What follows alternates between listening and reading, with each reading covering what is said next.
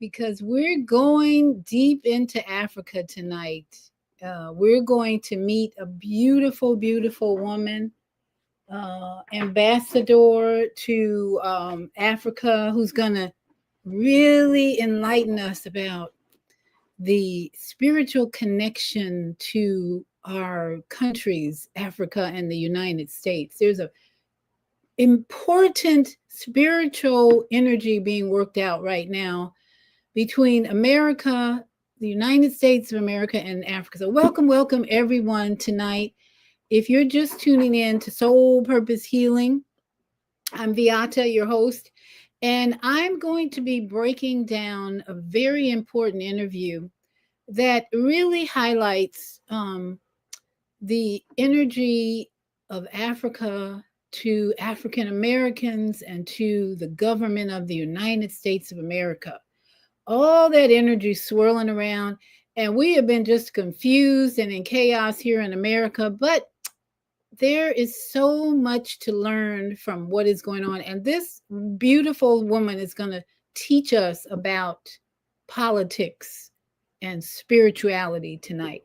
So welcome, bring in your drums if you want. I'm going to play a little African drumming tonight to help us get into the spirit of Africa, because every human being on this planet comes from Africa, so they say. We're learning so much truth these days that maybe that wasn't the case, because maybe the Anunnaki or the aliens put us here and we didn't really come from Africa. We don't really know at this point, because there's so much to learn these days. But let's just welcome, bring in, invite our ancestors to help us understand. Do some drumming before we start.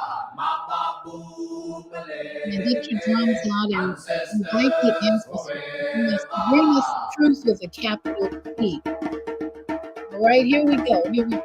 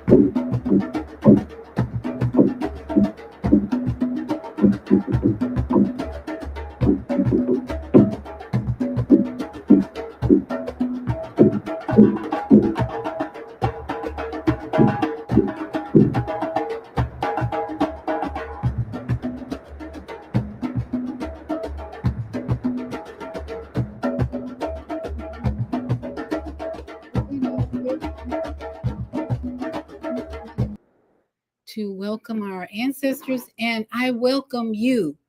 So tonight it's all about what is the message, the important message of spirituality that will help us, grow, that will help us evolve. Because it really is time for us to evolve. I thought I had a banner here. I don't know what happened to my banners. My banners disappeared. So let us move forward. Welcome, everybody. Welcome. I put in a call-in number in case you'd like to call in and speak. So don't be afraid. Otherwise, I will be sharing your comments from the YouTube or Facebook chat. And we are celebrating tonight the spiritual meaning of Africa's new freedom. What is Africa's new freedom? Well, for many, many years, the colonialization of Africa, which includes, by the way, the Middle East. You know, Gaza, Palestine, is part of Africa. They don't like to speak about that, talk about that. Somehow Gaza and Palestine, Israel got separated into a little piece of land that's supposed to be separate from Africa. I don't think so. So we can include the spirit of change throughout the African continent, this African region. And as always, we're sending love and energy to end the war in the Middle East and all over Africa. But part of that war involves a calendar, a Gregorian calendar that many of us, the whole world's been following. And in that calendar is a lot of confusion because that calendar does not contain the truth of who we are as star seeds of light from the cosmos. So I want you to pay attention, please, to this interview coming up by Ambassador Chihombori, this beautiful goddess was interviewed by Al Jazeera, who's going to bring the truth about this organization, this entity that they called USAID. A lot of Americans are all up in their arms about, oh, the poor children are going to starve if we take the aid away. And poor children, every people are going to die. People are going to suffer. Nah. Let's look at it from a whole new perspective, spiritually, especially, because this is soul purpose healing. We're all about the deeper, higher meaning, understanding, overstanding the events in our world, in our communities that help us evolve. Because as my brother Neb Taharka always says, evolution is the solution. And we need to evolve out of this Gregorian calendar. That's what we study with the synchronistic human family.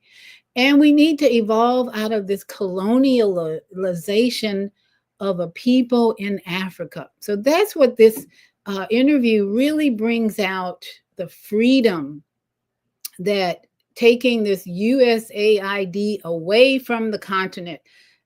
Trump made a decision, and many people might think Trump was hating on Africans, and let's look at it differently. We're going to introduce you to a beautiful woman who, with much wisdom, who is going to share what this USAID was really all about.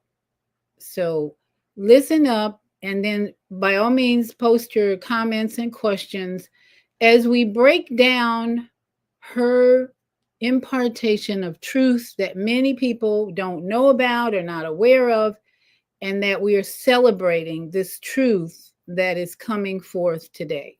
So everybody take other major grants going to Nigeria, to South Sudan, Kenya, Mozambique, Uganda, and more. But some see a silver lining in this gutting of U.S. support for the continent. With aid, they say, there has been substantial political meddling and resource exploitation that has demeaned and sidelined African empowerment and economic growth. So rather than trauma with the USAID cuts, there could be opportunity, they say. Today, we're talking with Ambassador Adikana Chihombori Kwao, a medical doctor and former permanent representative of the African Union to the United States. Ambassador, it is terrific to have you with me in stage here in studio. Let me just ask you, if I look through the USAID programs, some of which have been cut off, in Congo, there's an aid group, Action Against Hunger. This is they're treating tens of thousands of malnourished children. In Ethiopia, food assistance stopped for more than 1 million people, as we've seen these AID cuts go into force, really across the board with very, very few waivers. How is Africa feeling this moment? Do you see this as a story of tragedy, or is there something else that we need to be looking at? I think there's something else we need to be looking at. There is need for readjustments. There is need for realignment. We need to understand the real reason why USAID is in Africa. And not just USAID, but other NGOs. You look at DFID, which is the British equivalent, and many other smaller ones. Their sole purpose was to act as if they're coming to rescue Africa. Now, if she mentioned NGO, for those of you who don't know what NGO is, that's non-government organizations, always interfering with the people of Africa. Other words, colonialization, maybe? They're coming to fill in the gaps in government services, gaps in education, gaps in healthcare, gaps in humanitarian services. They're coming in the guise of addressing issues to do with human rights, issues to do with environmental protection and social justice.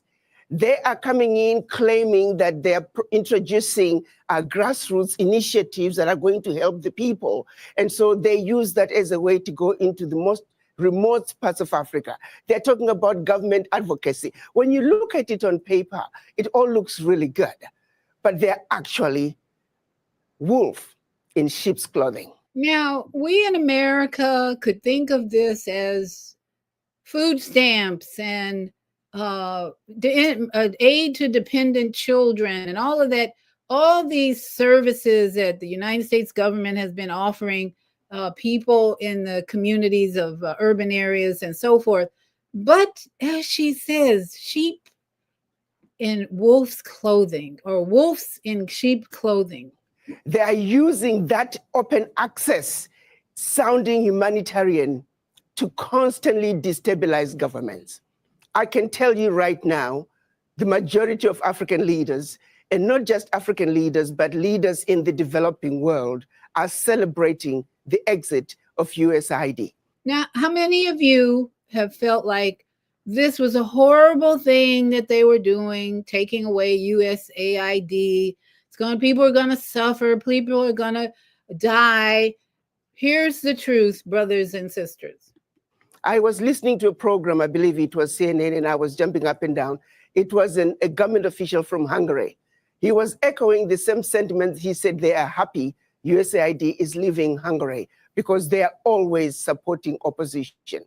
Their form of government advocacy is supporting whoever can keep the government in a turmoil. So, Ambassador, let me just jump in here for this. Americans here. I think many Americans believe, not all of them, but many of them believe that AID was essentially set up for philanthropic reasons, for dealing with the HIV/AIDS crisis, dealing with the various instabilities in the region, dealing with infrastructure deficits. But you're saying that there was something else as part of that package, meddling. A major meddling agenda. Major meddling. I want every African American to hear that. Major meddling in the affairs of African Americans here in the United States.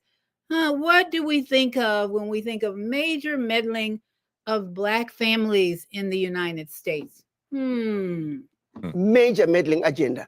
The majority of some of the workers, now the average USAID worker may not realize it, but quite a few of them are also operatives who are underground, and their major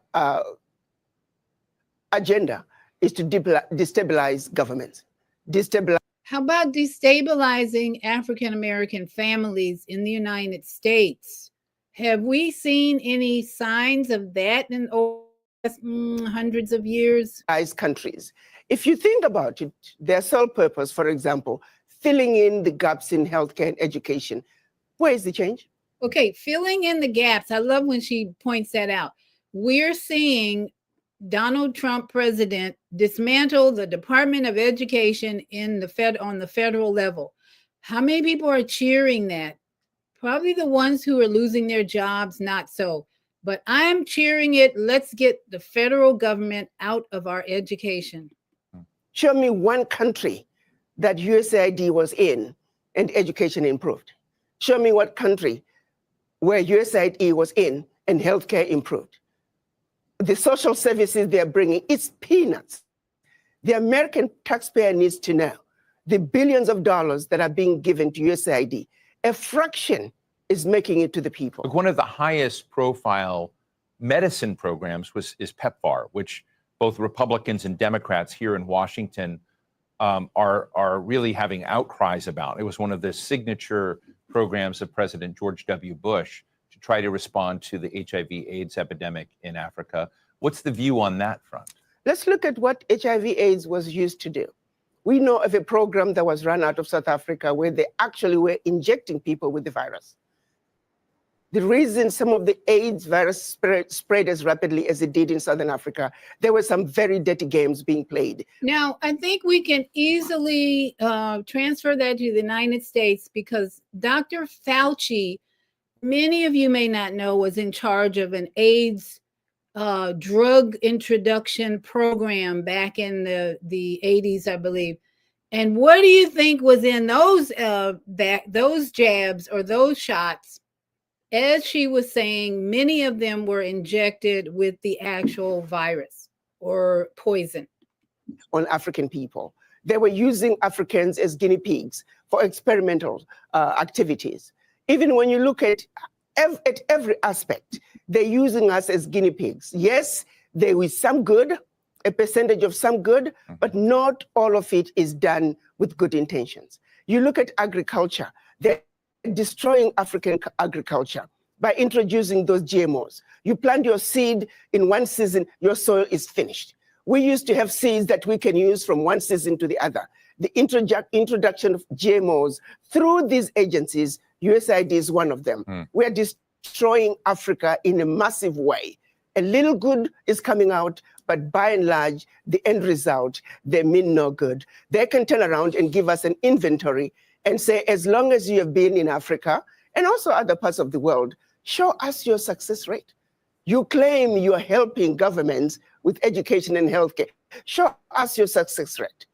But I also turn around and say, African governments, why do you need this little aid to assist you in providing proper healthcare, proper education? The average African government can afford to provide those services for their people. I happen to have many friends that work for USAID, both in the field, but also in Washington. And I have to tell you, I know that they believe that they're doing good, that they're trying to move the needle for those that are in desperate situation and desperate conditions.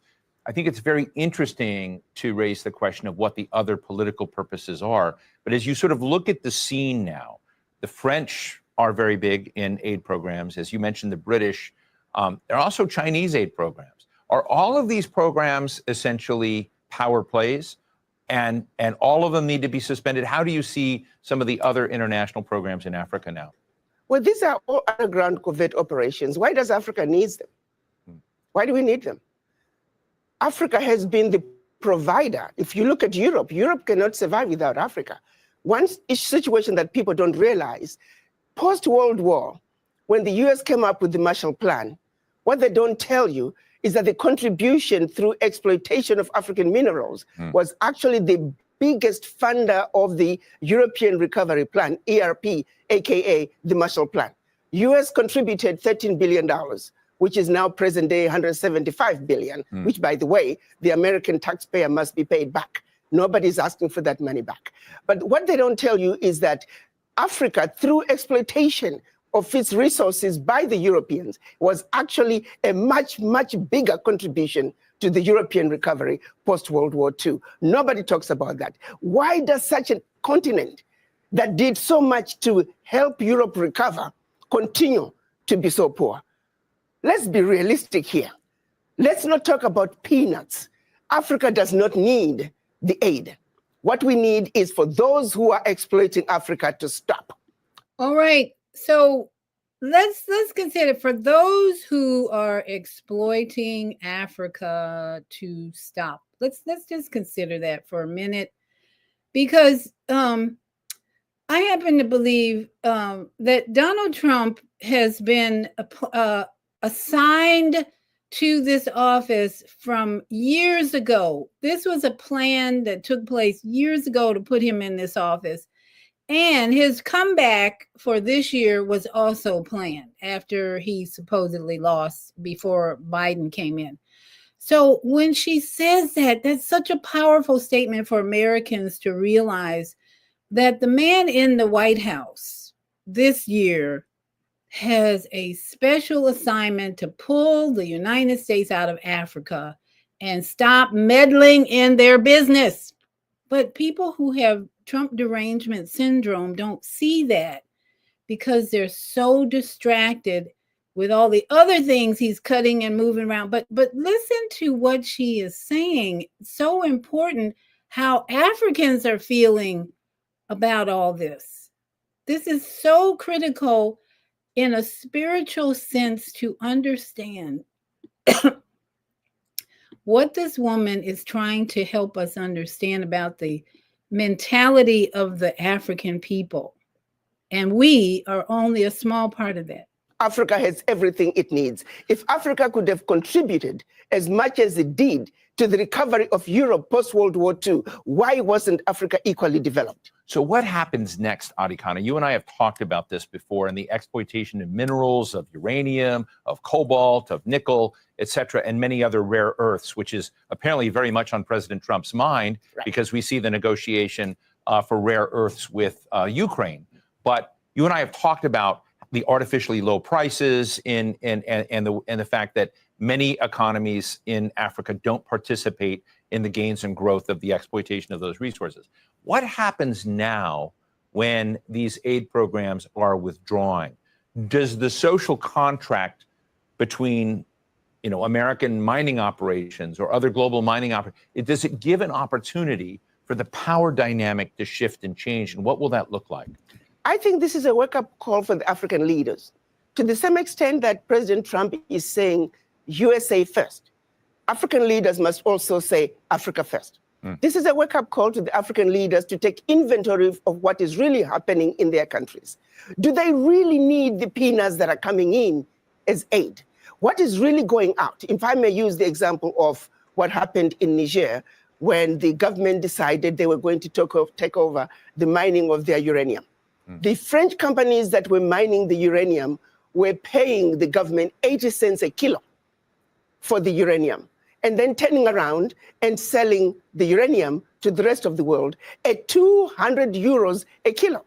So that one move from the Nigerian government to say we are now going to take ownership of our own uranium, they went from realizing about $1 billion in uranium resources to over 300 billion a year. Do you realize what I'm talking about? No Huge. amount of NGO could bring that kind of money. And this is only one mineral. Now imagine the country taking inventory of all their minerals and benefiting from their natural resources like the rest of the countries in the Western world. That is what African leaders need to look at. Do you see that in the horizon of African leaders right now? They're do gonna you have see to. them? Who do you see as the standout winners of that kind of change? And who do you think is still chasing AID contracts? Let me tell you, we need to look at what's happening in Burkina Faso, Niger, and Mali. Standing up, he is saying the natural resources in Burkina Faso, they belong to the people of Burkina Faso. Niger is doing the same thing. Mali is doing the same thing. Every leader must look at what's happening in the Sahel nations to say, like anybody else, you must take care of your people. You have your natural resources. You have everything you need to take care of your people. Why do you continue to be beggars? Look at what is being brought in by not only USAID, but all the NGOs in your country. It's peanuts. It's a joke that the African leaders should continue to be beggars of peanuts when you are looking and allowing billions to get out of your country year in and year out, if not trillions, in natural resources that your people should be benefiting from. It is a wake-up call for African leaders to wake up and say, President Trump is saying, US first, America first. You too must say, your country first, because you have everything it takes. It is a joke. It is embarrassing to see I have not seen any African leader cry over USAID living. I can tell you for a fact, the average African leader privately is celebrating the exit of USAID because they know what is really going on. Let me ask you a geopolitical question. Now, how many of you agree with the most of the African leaders that they're celebrating this? I was looking at a comment here from Pauline, and she's saying everything she says is true. We also, so she's bringing another perspective here. Thank you, Pauline, for joining us. We also need to look at what he is doing is because many African Americans are returning to African countries. Okay, I'm wondering where this is going. Oh, here she goes. She says Africa, here we go. Africa needs to stop taking everything from them. Wait a minute. Africa needs to stop taking everything from them. Who's them? Africa is the breadbasket of the world. Yes, and trillions of dollars goes to all these countries every year. Yes, that's exactly what she's saying. And here's my thought on that. Thank you, Pauline. If African Americans are returning to African countries, guess what? You are going to have to build up the country in place of all the dollars and things that United States government was not doing in terms of being truthful about the needs of the country.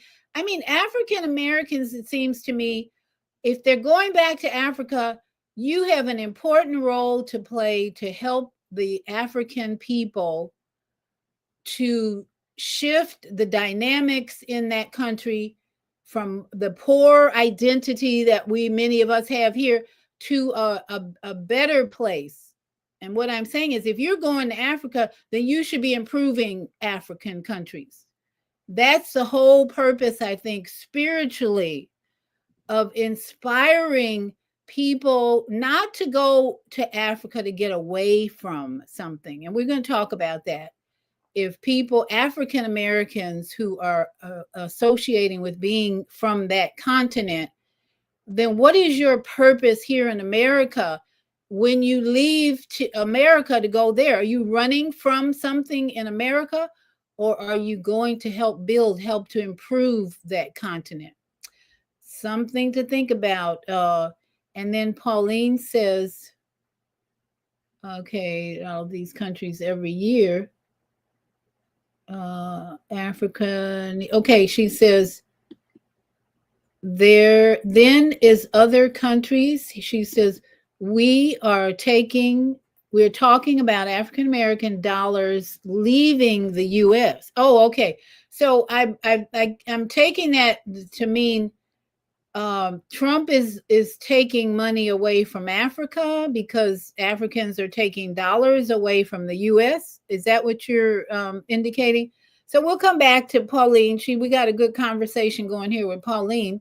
But let me keep going with the ambassador, because this woman's dropping some real juice. Again, you and I have had the opportunity on this show to talk about it before, which is the relationship of the United States broadly with the African continent. Now, I realize the continent has a lot of different nations, different countries that are part of it. But President Trump is not known to care much about Africa. He has talked about it in very derogatory language.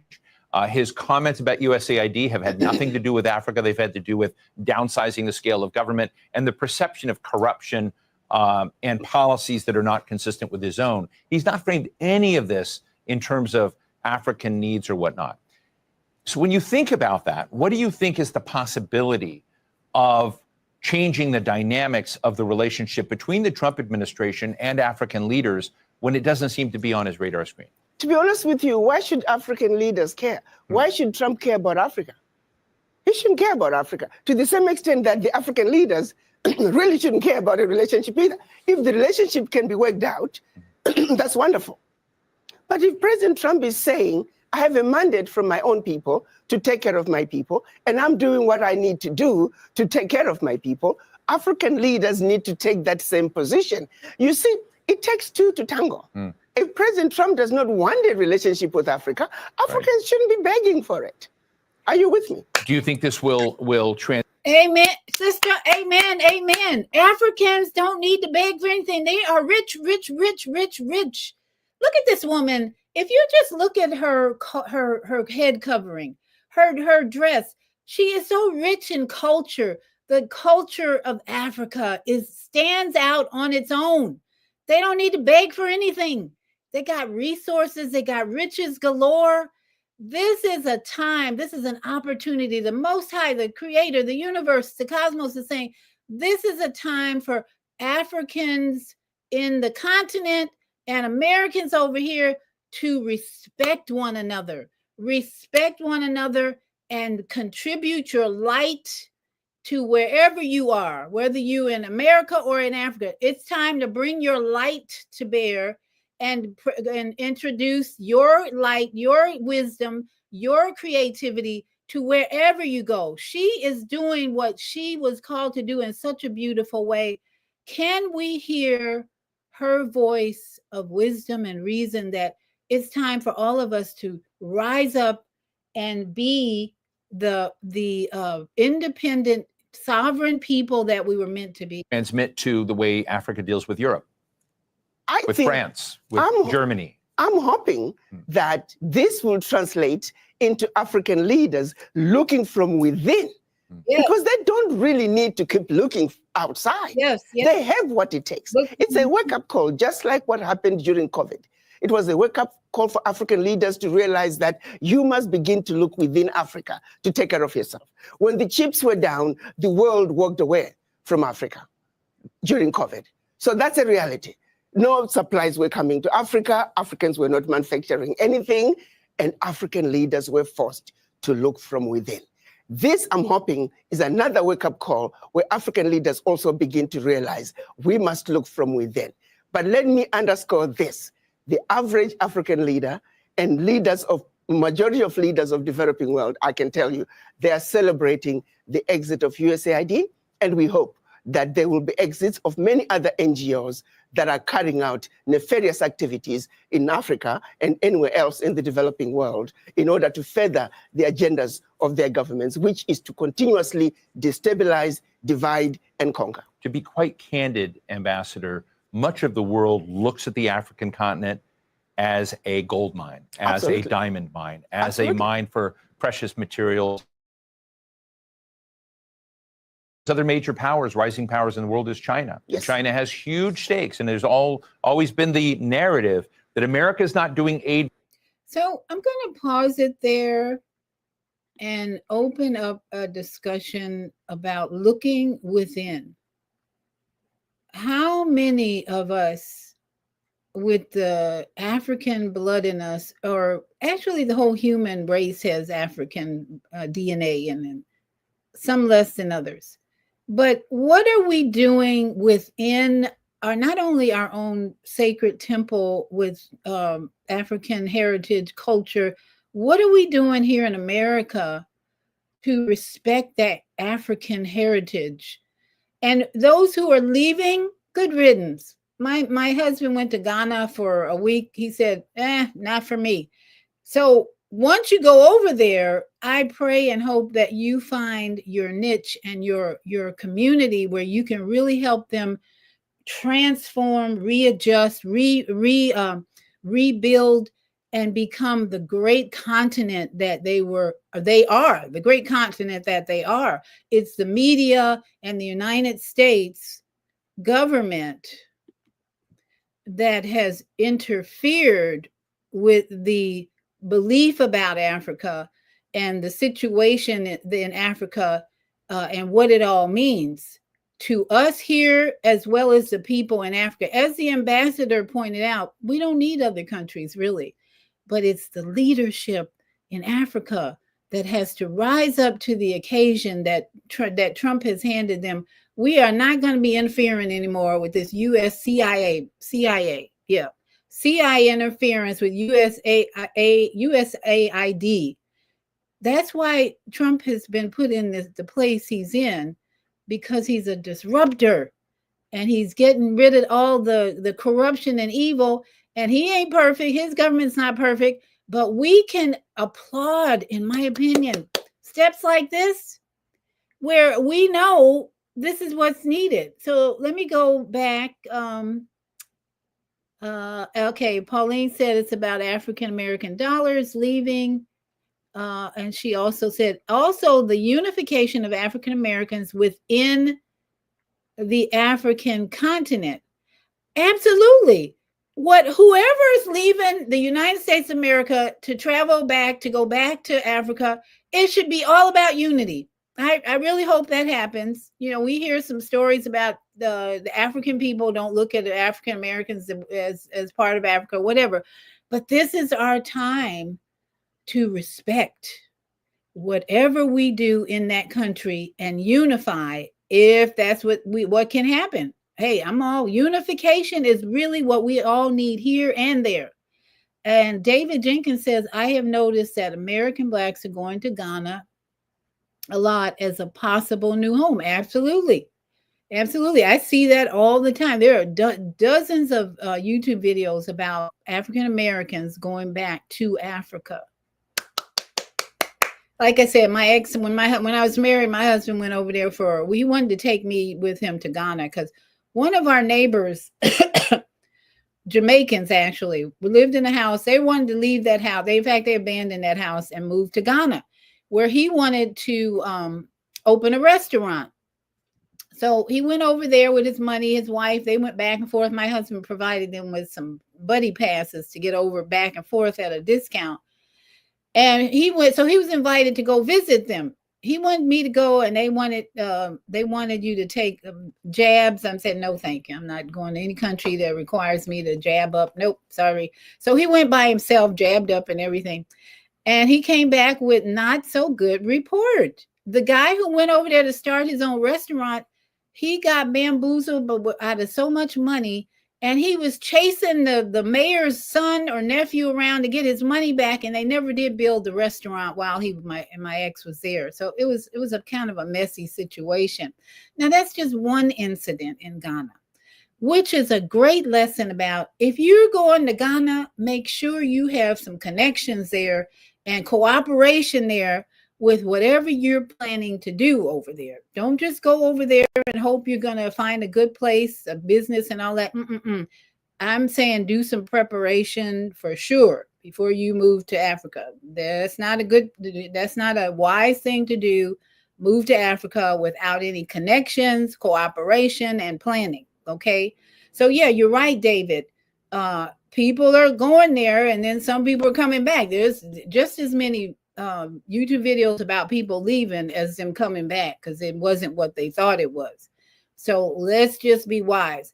Mama Bonfire says, sister, the most important thing are the dear ones going to teach how to grow food and build from the land in a good way. I totally agree. I'm just starting my gardening right here. I wish I could get some lessons about growing food and lessons about the land in a good way, because that land over there is rich. The soil is rich for growing. Some areas are really very rich and ready for planting seeds and growing food and all the other things. Here in Florida, got so much sand in my yard, I have to go buy black cow and other things to build up the sand and compost. It's a lot more work to me in Florida to produce healthy crops, unless you really know how to garden and grow food. If you have experience, it's probably easy. But for someone like me who grew up in Chicago, didn't grow anything, just went to the grocery store, I'm learning a lot. And it's a good thing at my age. This is what we do at my age. We learn how to grow food now, and I'm loving it. But it is work. I had to put a little lifted up planter in my patio with a screen because the bugs eat up the plants before they even. So all these things you have to take into consideration. Yes. So Mama AZ, teaching how to grow food, that's the important thing. If people are going to Ghana to learn how to grow food, that's great. And come back over here and teach us. But if you don't know what you're doing, you're going to have a learning curve, and it's going to be more challenging. So I want to just, again, highlight what Ambassador Chihambori said, that it's important for us to go within. She said, it's important for Africans over there to go with, especially their leaders, to go within. Now, you over here with families in the United States who identify with the African people, it's time for you to go within too. This is the celebration that we want to bring to you, the spiritual celebration that Africans are celebrating, that the United States government is pulling out with their nefarious activities, CIA and all the and COVID stuff and all that. They're pulling out and they're celebrating. So I think we in America who identify with the African culture, bloodline, whatever, my identity is more with my Native American ancestors here, which have a connection, of course, to Africa.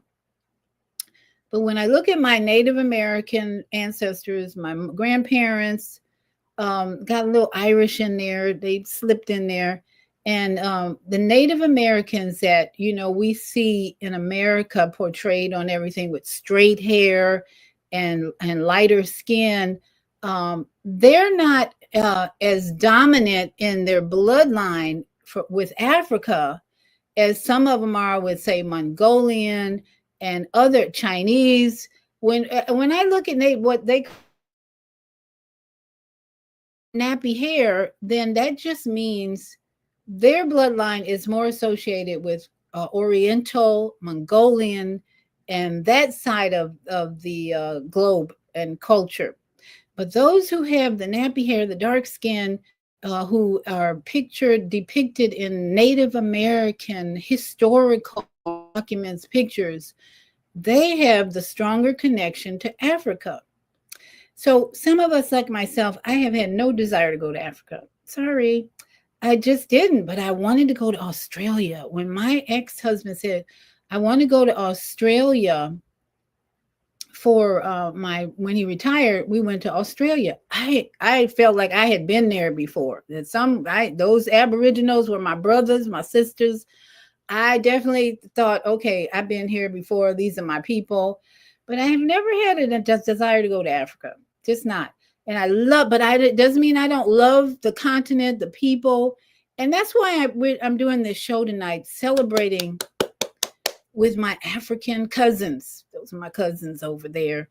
And all of my my American brothers and sisters who have a strong identity to go back to Africa.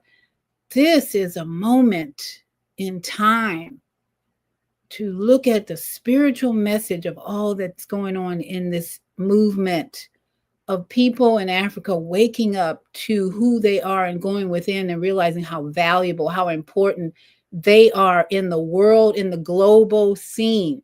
This continent of Africa is going to shine more and more and more as Americans go over there and help them out to shine, because they need to shine, because they've been deceived and infiltrated, colonialized. All that has been happening. But this is a moment in our history to encourage and support and send love energy and send people, even Americans, go, help out to rebuild, restore the royalty and the greatness of Africa. And that's what this move is. When Donald Trump was put in this office, he knew what he was doing, and he knew he had to take the USAID out and do other things. But this is significant, in my opinion, of what we as Americans can do to help them restore, rebuild, and strengthen the people in that country. And David Jenkins says, let's see, I want to keep the comments going. He says, I support Africa independence from any Western or European country. Absolutely. Absolutely. That's why this is a celebration of sorts. When the Ambassador Chihambori, who you just heard, is really excited about this, letting these USAID, CIA operatives out of the country. She's so excited. I believe that spirit is spreading throughout Africa, that they're going to rise up and build up Africa like never before, because the resources are so great. And they got a chance to take back their independence and stop this dependence on other countries, because they have the brains, they have the physical power, they have the resources. They're, like she said, we don't need these other countries, these NGOs, non-government organizations. So let us in America be cheering them on, promoting them to be the very best, so that we can teach our children even the greatness of this continent. And Velepi Zwane, listening to you as an African is very interesting. Very interesting. Okay. And let me be clear. My father, who's on the back of this, he's very dark. He's definitely from his heritage is from Africa. He was born in New Orleans. All them slave energy was there. Very dark skin, nappy hair. That's where I get my curls from him. But my mother's side of the family was all Native American, some straight hair, light skin, all of that. So listening to me as an African. All right, so Velefi Zwane, you are an African. I'm taking that. What is Velefi? Velefi, I'm really missing. Zwane. What does that mean? That's a beautiful name. But I imagine it is interesting because I recognize all my ancestors. I don't care what color they were. I have so many ancestors who are not from Africa. And yet all of us are from Africa. I don't care what race or color, what culture, we all came from Africa. But in my intuitive and soul nature, I was someone told me I had a reading done one time, my first and last reading. I never had another one. She told me in a past life I was a slave owner. I was like, whoa, okay.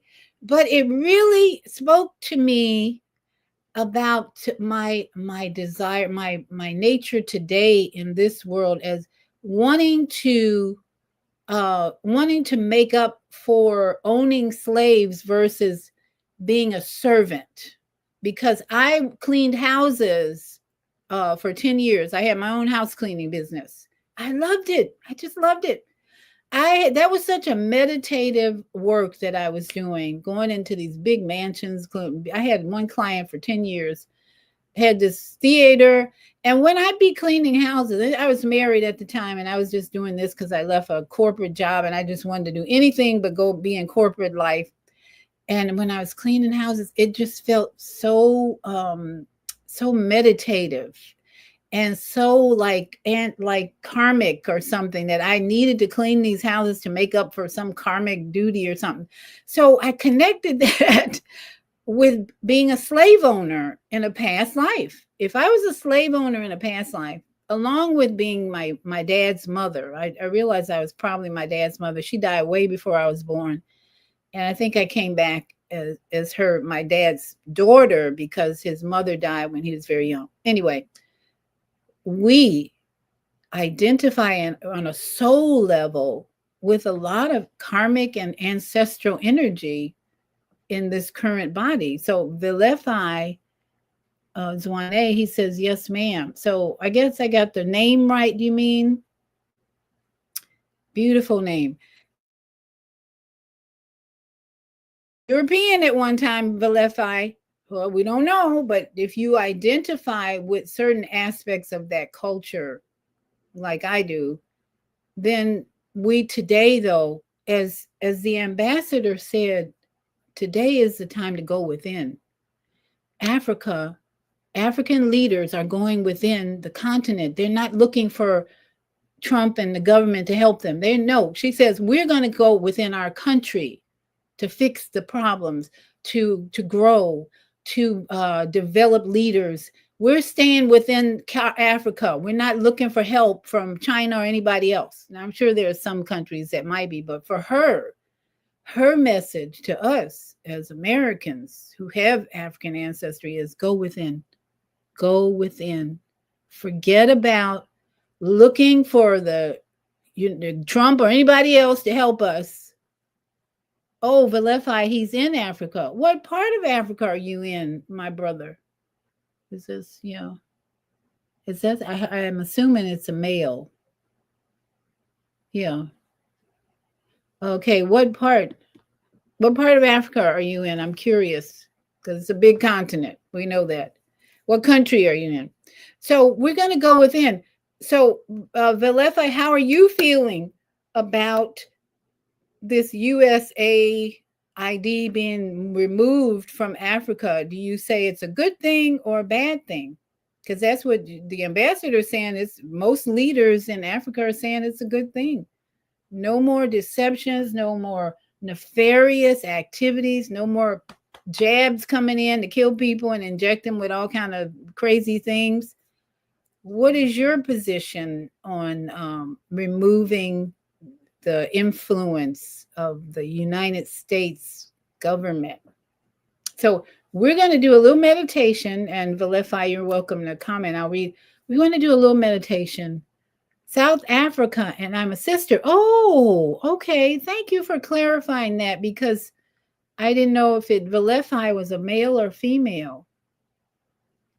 Wonderful, wonderful, wonderful. That just blesses me to know that far away you are connected to us and we're connected to you, and we wish you nothing but love, joy, peace, and harmony. One day I hope you'll come and visit us.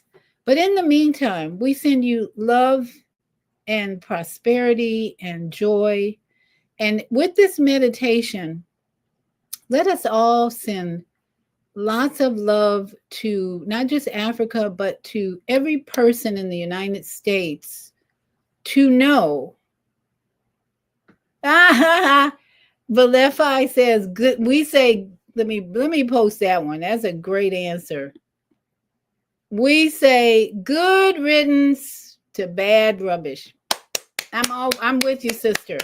And I have to say, Trump is new. We're looking at the bad rubbish of the past presidents for the including Obama. Let's not think Obama was trying to help anybody.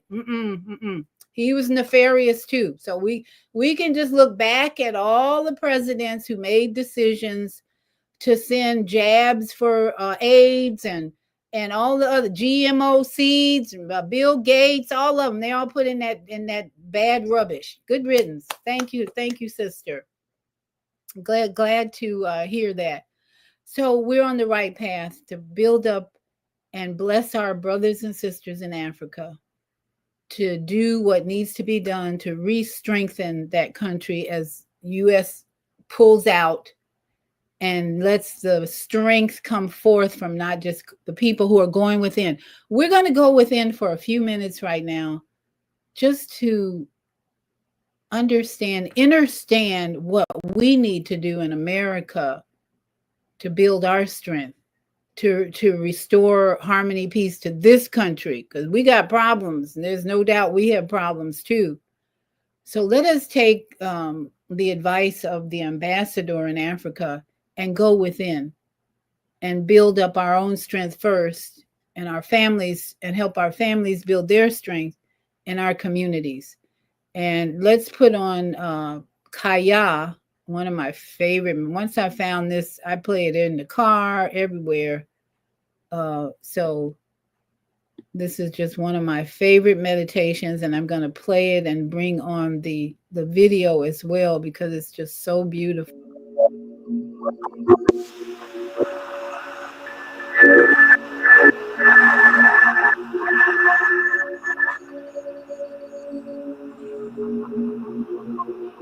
Let us all take this moment, close our eyes, think about what she presented to us as going within, to put our families first, put ourselves first, to build up our health and our strength, and let go of any government influence that is not helping you be your sovereign best self. Let's go 3 minutes within, eyes closed, and send love to not just Africa, but everyone in your community, to help them go within as well, to build up every aspect of your environment that will keep you in peace and harmony.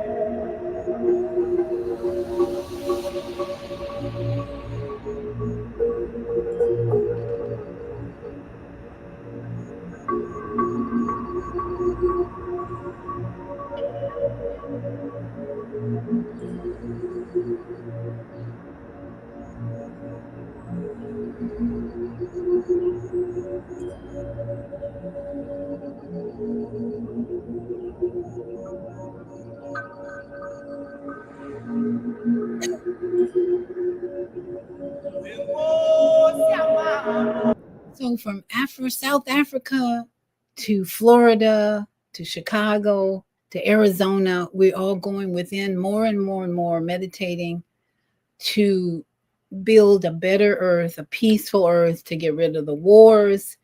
And for those of you who might be suffering with any kind of disease, my republished book is available on Amazon and Barnes and Noble. From Fear to Faith in the Master Design. I have read so many Facebook posts on these breast cancer sites, and that people are really confused about how to treat themselves and how to avoid it. And this book is like a manual to prevent disease. So get only $7.99, available as an ebook. So thank you all for joining me tonight, and I hope you'll share this, and don't forget to like and share and subscribe, because this is a season for me to really bring you truth with a capital T, truth as it needs to be spoken. And both Facebook and YouTube are becoming a little more liberal about sharing truth with a capital T. So I'm happy to I haven't gotten any emails about copyright and all that. So things are shifting. And I hope that you are shifting, as the ambassador said, to go within yourself first, meditate, cleanse, heal, and then help your family and your community to do the same. So thank you all for joining me tonight, and we will see you.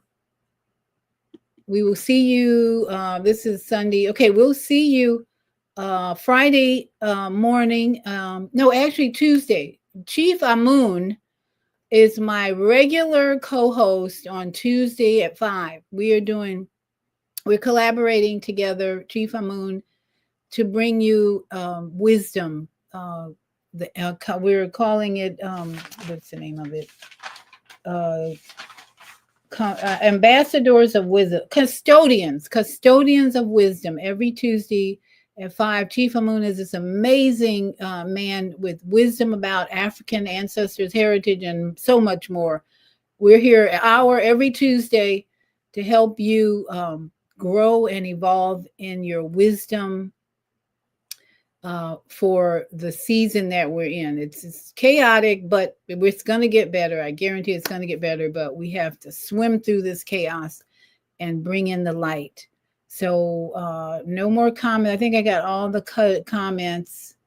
So everybody have a good evening. And to all my yogi friends out there, namaste. And